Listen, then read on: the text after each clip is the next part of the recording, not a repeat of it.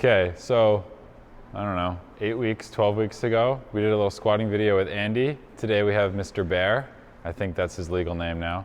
But basically, as of, again, Monday, cycle stuff, we have some box squatting. Now, box squat, squat to box, there's obviously some interpretation there.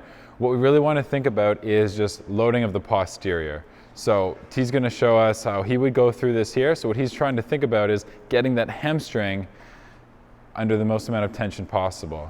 And what I want you to notice is when he gets to the bottom, the bar's still over the middle of his foot.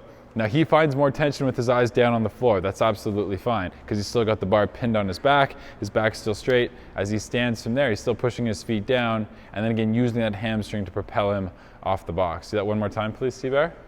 So again, his knees aren't driving forward, but they're also not driving back. So they're pretty much staying, you know, in a small range over his ankle there. Now, what we can do is let's look at this. So stand on up, T. Let's go super, super aggressive and really, really exaggerate the back. So really reach your hips back. So this, you see how his knees started to really drift, right? Now you can tell when he gets to the bottom that his chest is really, really forward. The bar is now over like his toes more than the middle of his heels. Sometimes you're gonna see people maybe accidentally get to that position. Okay, it's not the end of the world. You can kind of maybe bring your chest up and then reorganize from there. But what you want to think about is, again, finding hamstring tension and using that hamstring tension all the way down. Go ahead and show one more good one there, T-Bear.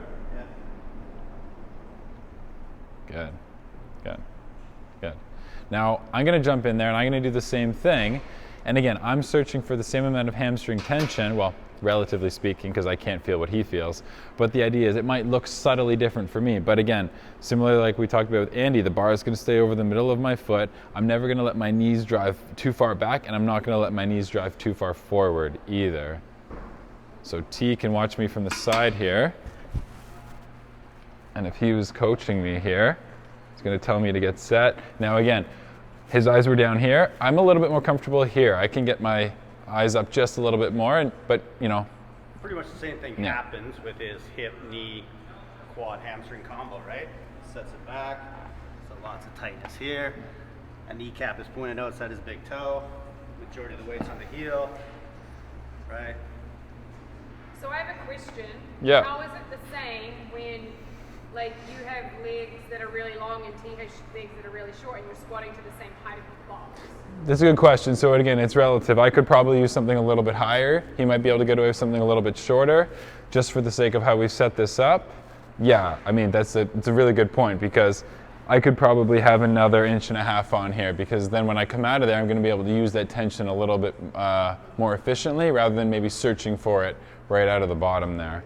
So how low should people be in this? So what you want to think about is, okay, if I've stuck my hips back, like my hip is obviously lower than my knee. I could probably get away from this height here, where it's still obvious that, hey, my hip is lower, but I don't want to say skirt the edge, because that's not necessarily accurate, but you don't need to exaggerate the depth when you have a box to already sit on.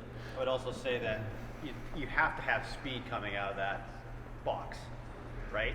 So if you go down too deep and you don't have that end range strength in your hamstrings, you're not going to be quick, right? And so that's too deep, right? You probably sacrifice your spine there too. Yeah. Last thing, I'll just do one poor one, like when T-Bear really aggressively reach, just because obviously my legs are a little longer, so it might be just a little bit more pronounced. So again, this is not so hot. Back's gone. Right.